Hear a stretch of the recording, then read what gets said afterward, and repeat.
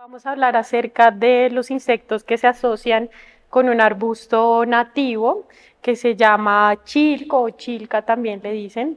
Su nombre científico es Baccharis latifolia. Es un arbusto muy importante porque a diferencia de muchas de las otras plantas que están asociadas con el bosque nativo, este es uno que podemos encontrar en la ciudad. Podemos encontrarlo creciendo de manera espontánea. Básicamente es una de las pocas nativas que crece en medio de las grietas de cemento, incluso muchas veces la vemos creciendo en las paredes, en los potreros. Entonces es una de las plantas que por estas razones viene siendo muy apta para la restauración ecológica de la flora nativa de la sabana de Bogotá.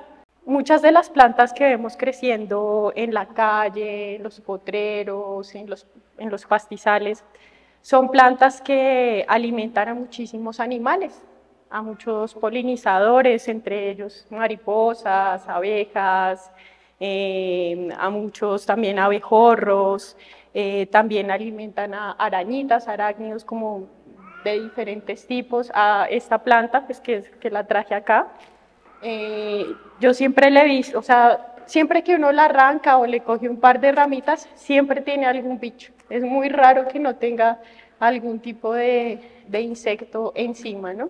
Entonces eso también nos da una información muy interesante respecto a la función ecológica que tiene acá precisamente. La diferencia entre una planta nativa a una endémica, esta es una nativa, es que las nativas son propias de un territorio, las endémicas también son propias de ese territorio, pero solo crecen ahí. Entonces esta no es endémica, como por ejemplo el tuno esmeraldo, que es una planta que también me gustaría hablarles. Entonces es nativa, se encuentra mucho en la parte de la sabana de Bogotá, también la vemos mucho en todo el terreno cundiboyacense, sobre todo pues digamos que es una planta que se asocia mucho a la vegetación silvestre. Normalmente no es una planta que se siembre, ¿no? Sino que siempre se va a encontrar de manera silvestre, y esto también es una información muy importante respecto a ella, ya que cuando las plantas son silvestres tienen que desarrollar muchos metabolitos secundarios, que son básicamente moléculas que permiten que ellas se puedan defender de bacterias, de hongos, de plagas, y estos metabolitos secundarios hacen que las plantas silvestres sean aún mucho más fuertes que probablemente las plantas que cultivamos, ¿sí? Entonces, los metabolitos secundarios son como el sistema de defensas de ellas.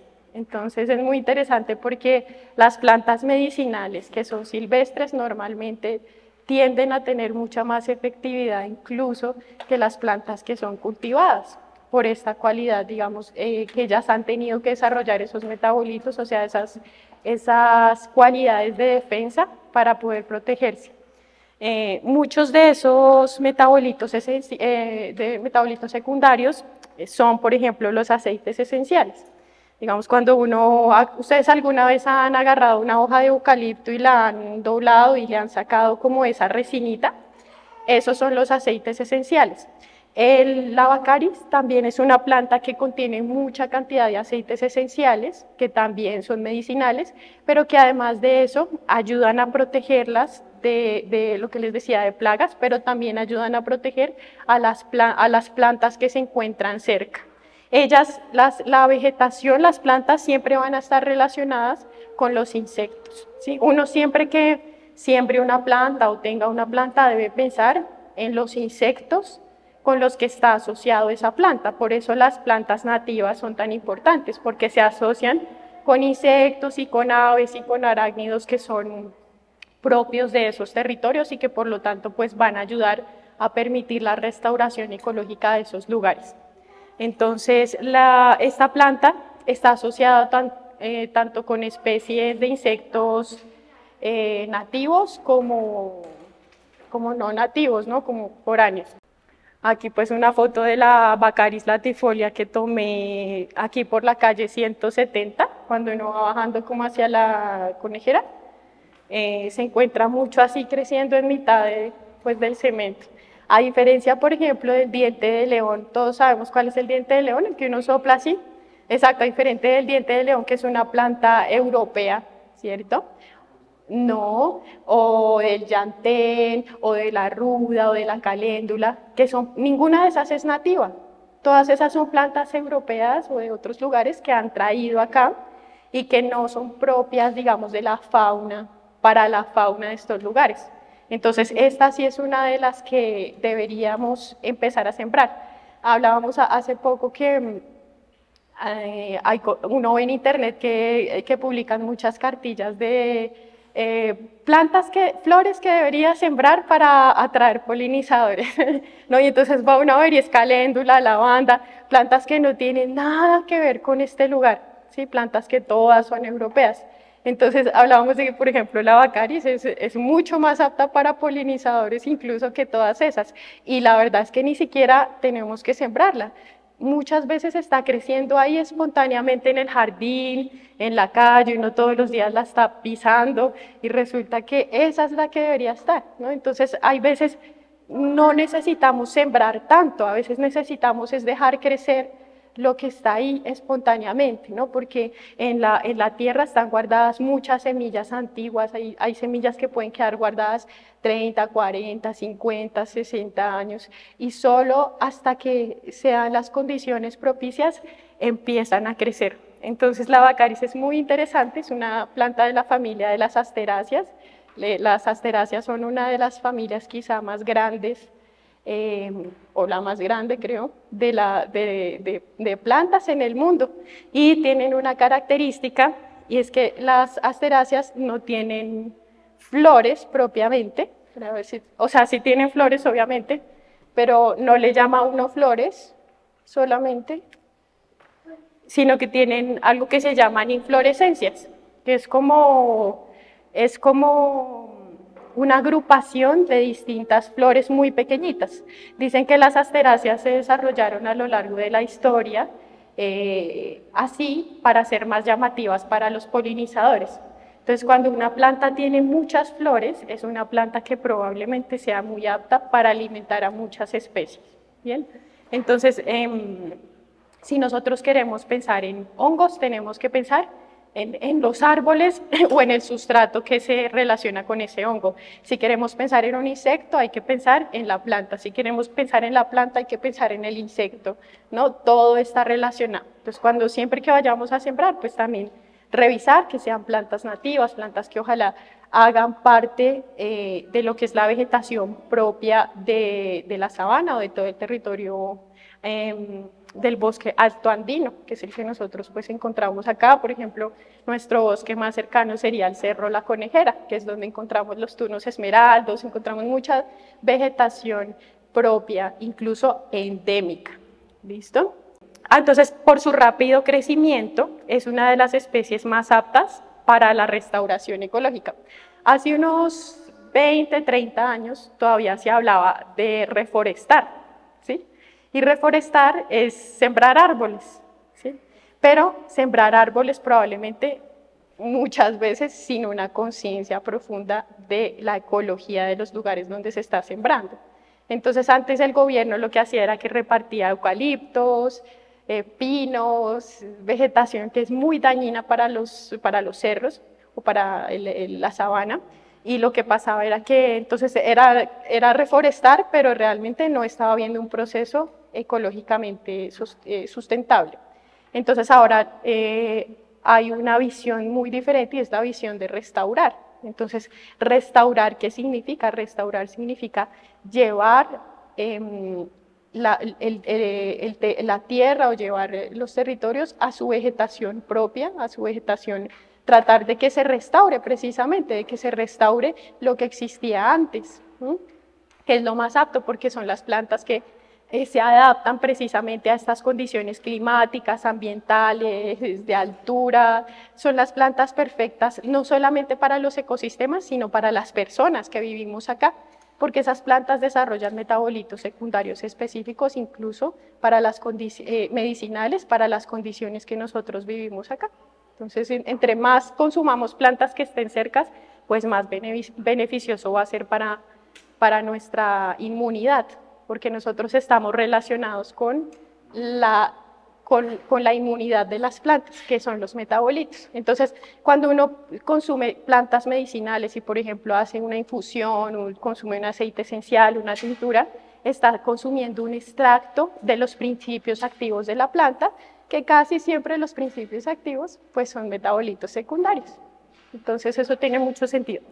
Algunas de las especies que encontramos son, bueno, mariposas nocturnas, que son las polillas, ¿sí? A diferencia, digamos, de las mariposas que uno ve así muy de colores como muy prendidos y sí, muy coloridas, aunque hay muchísimas polillas de muchos colores.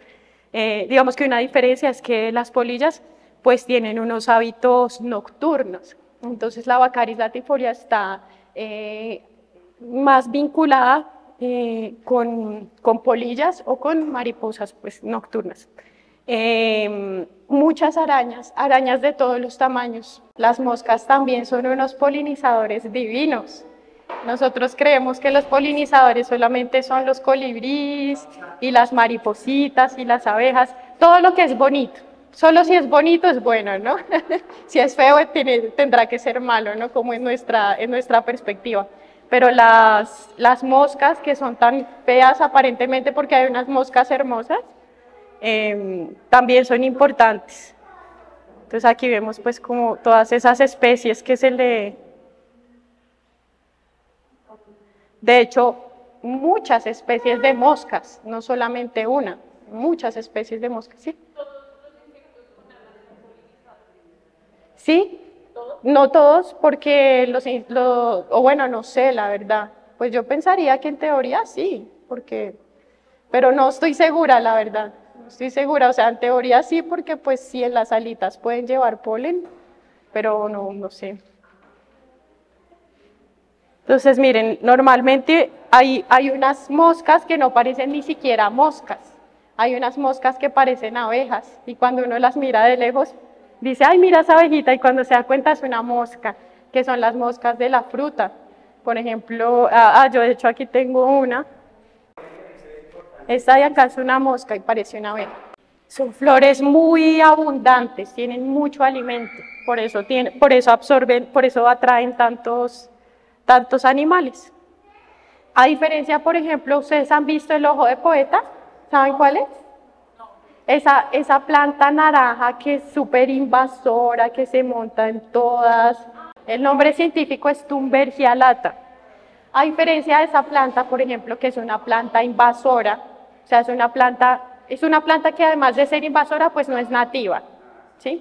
Entonces, al ser invasora, su proveniencia es de África. Entonces, en África, allá va bien, porque allá su territorio nativo, pues ella se adapta y tiene sus animales que se la comen y todo bien. Pero acá es una planta que casi no se asocia o sea, casi no hay animales que se alimenten de ella, ¿sí? Obviamente debe haber animales, pero no es ni la mitad ni una cuarta parte de animales los que se alimentan de la Thunbergia a los que se alimentan, por ejemplo, de esta.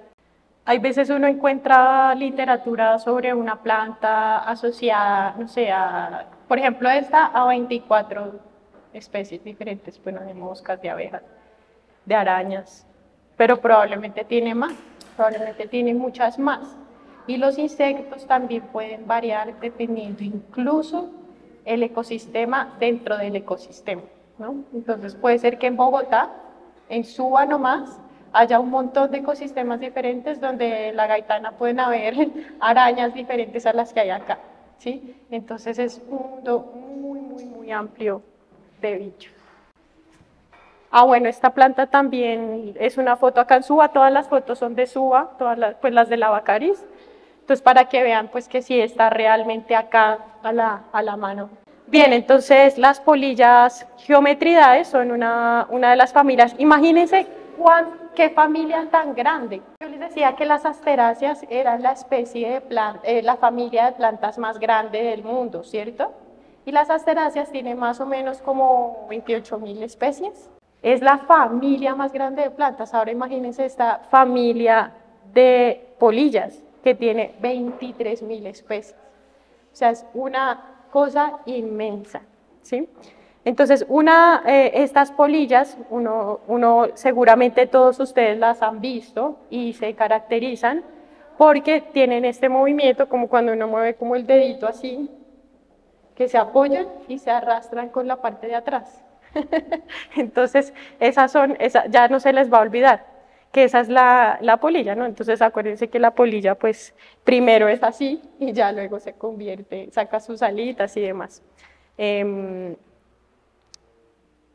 Miren, su nombre viene del antiguo griego geo, que significa tierra o es alusivo a la tierra, y metron, que significa medir. Entonces se les conoce como gusanos medidores, como si estuvieran midiendo. Son muy bonitos. En las noches liberan su néctar en las hojas de chilco. Acuérdense que nosotros tenemos familias que agrupan muchas especies, ¿cierto? Muchos como individuos diferentes. Hay una clasificación un poco más pequeña luego de familia, que es género, ¿cierto? Y género ya son especies que son muy similares entre sí, pero difieren en algunas cositas. Y ya lo que son las especies, pues es el individuo único como tal, ¿no?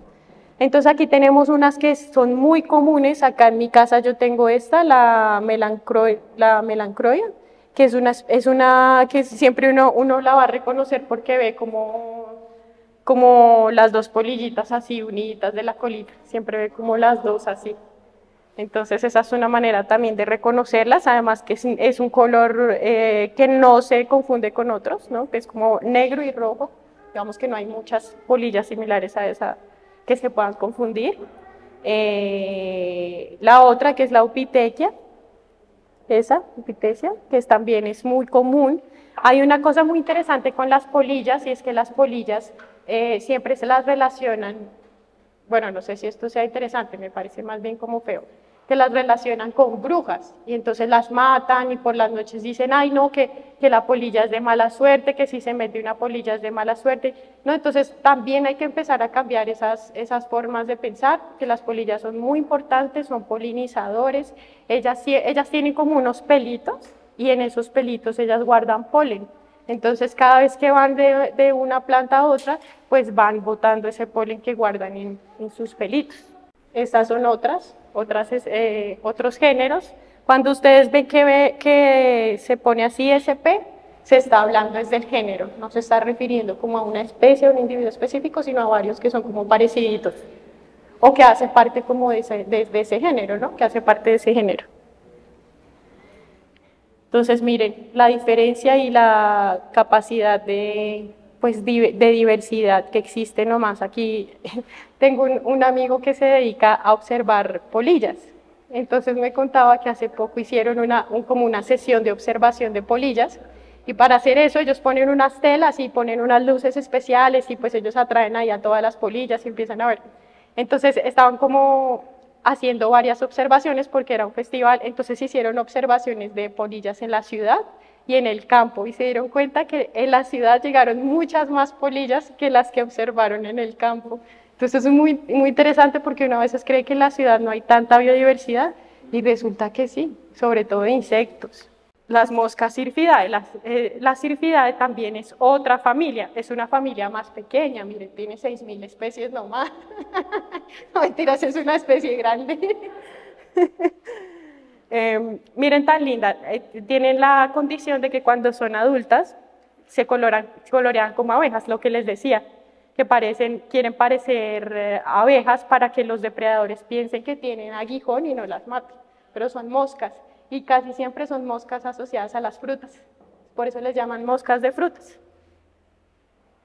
A esto le llamamos mimetismo batesiano, que es eso, mimetizarse como otra especie. Incluso uno ve que hay muchos insectos que parecen líquenes, hay un montón de insectos que parecen otras cosas bajo esta condición adaptativa que es el mimetismo batesiano. Además del chilco, pues también esas mosquitas comen mucho los dientes de león y los tréboles, o sea, a pesar de que algunos tréboles no sean nativos, otros sí, y los dientes de león definitivamente no es nativo. Cuando nosotros lo vemos en la ciudad, y sabiendo que no es nativo, tampoco es una condición para decir que sea rotundamente mal, ¿sí? Si está el cemento y si no crece nada más, pues ya toca dejarlo ahí, porque pues si no hay nada más que crece ahí, ¿no? De hecho, hace poco hicieron un estudio en Chile y determinaron sobre las plantas que crecen en la vegetación urbana, o sea, las que crecen en el cemento, en las paredes, y determinaron que estas plantas son tan importantes que ayudan a regular la temperatura urbana hasta 20 grados. O sea, si no existieran, las ciudades serían inmensamente más calientes. Y nosotros las pisamos, les echamos matamalezas, ¿qué se llama? Matamaleza. Tenemos aquí esta otra que, ¿sí ven? Parecen puras abejas, no parecen moscas, son moscas. Así es. Esta, la de la mitad, la Allograpta, es de las más comunes y de las que uno más va a ver como en los dientes de león y en las achicorias, son las que más ven. Ahí está encima como de una ruda.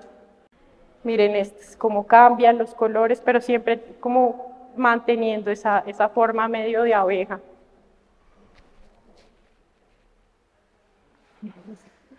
Las moscas punk decían por ahí.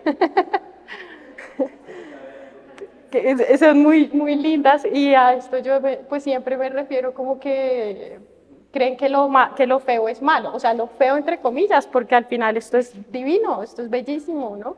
Lo que pasa es que estamos acostumbrados a que la belleza solamente es de determinadas formas, ¿no? Entonces, los taquínidos o las moscas de la familia Tachinidae son muy interesantes porque, bueno, presentan variedad de aspectos, tienen muchos colores. Hay veces uno las ve así como todas verdes, o sea, con unos colores así súper vivos, y eso también tiene que ver, obviamente, pues como con sus capacidades adaptativas. Estas moscas son parasitoides, principalmente de orugas de lepidópteros y de coleópteros. Entonces ellos lo que hacen es que se desarrollan dentro del huésped, lo matan, casi todas, muy poquitas son las que no lo matan.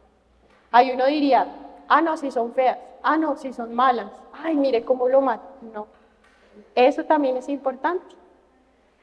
Todos, las parásitas, los parasitoides, todo lo que aparentemente degenera y daña la vida en los bosques es supremamente importante, porque también está generando un equilibrio. Hace días nos contaba Mateo, que es un amigo que es muy experto en biodiversidad, y él decía que sería terrible si en los bosques no existieran parásitas que tumbaran los árboles, porque cuando un árbol se cae, empiezan a crecer hongos, empiezan a crecer muchas otras especies, se regeneran, salen semillas, suceden muchas cosas que son muy importantes para que los ecosistemas se preserven. Entonces uno piensa, ay no, uy, tan mala esa mosca, más tan fea.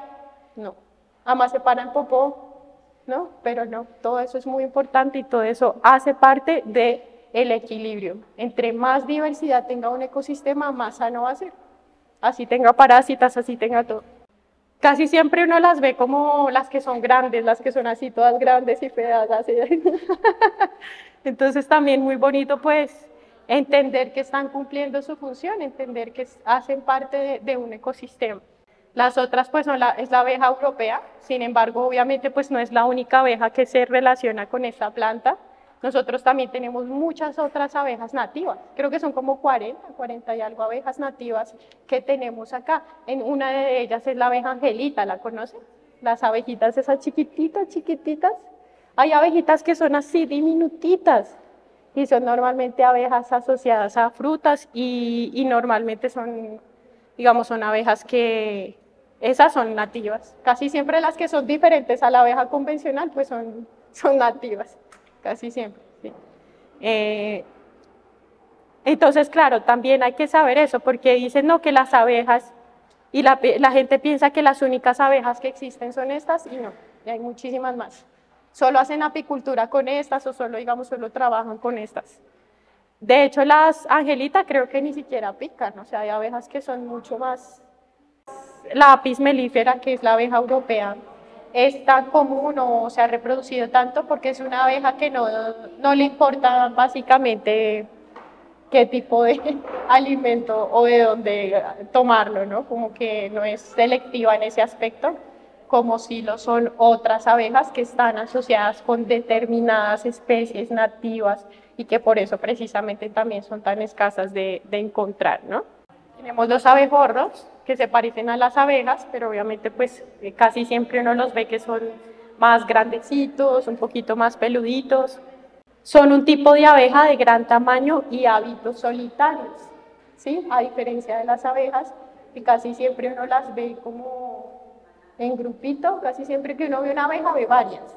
Este sí suele ir más solito. De hecho, hay unos abejorros que están asociados también con especies nativas propias y que esas especies solo dan polen si son esos abejorros o si son esas especies de abejas. Entonces, miren, ustedes han visto que a veces uno va por ahí y hay como huecos en la tierra y uno dice, uy, alguien metió un palo o ¿qué pasó ahí? Esos son los niditos, ahí esos suelen ser como los niditos de abejorro, ¿listo? Se han adaptado para habitar zonas de alta montaña, tienen mucha fuerza, por lo tanto, pues pueden volar si hay como un viento muy fuerte y son muy reconocidos gracias a que suenan, ¿no? Suenan muy duro. Cuando uno ve una abeja no suena tanto como el abejorro, es súper duro.